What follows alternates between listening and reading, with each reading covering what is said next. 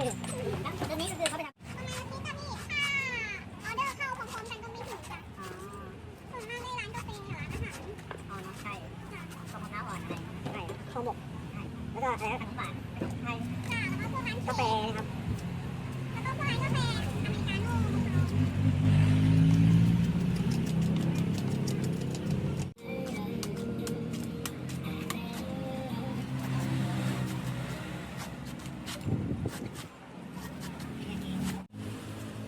จริงๆมันมีเครื่องเสียงพี่แต่ถ้าเราใช้เครื่องปุ๊บความร้อนโดนน้ำมะพร้าวมันก็จะเป็นรสชาตินึง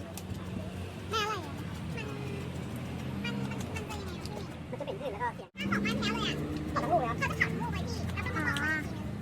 แต่บางคนนะเขาจะเอาลูกแบบเนี้ยไปต้มแล้วก็ใช้แก๊สกระป๋องเผาหัวอ๋อแล้วมะพร้าวเผาแล้วขายดีหนูกินประจำนะแต่หนูว่ามะพร้าวเผา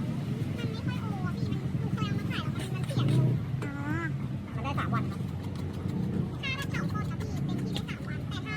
บางร้านก็เอามาต้มแล้วก็มาใช้แก๊สกระป๋องเผาได้ไปอีกนะ แล้วมัน